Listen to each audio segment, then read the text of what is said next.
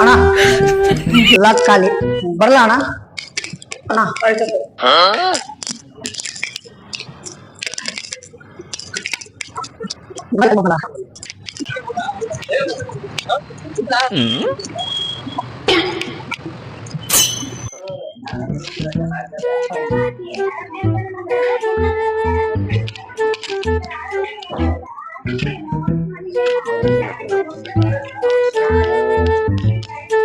ಏನಪ್ಪ ಡಿವಿ ರವಿ ಎಲ್ಲಪ್ಪ ಹೋಗಿದ್ದೆ?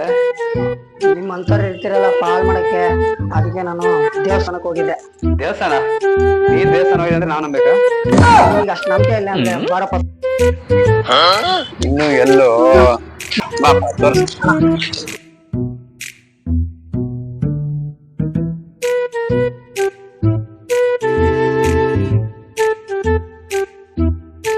ಇವ್ರೇ ಅಣ್ಣ ನಮ್ಮ ಅರ್ಚಕರು.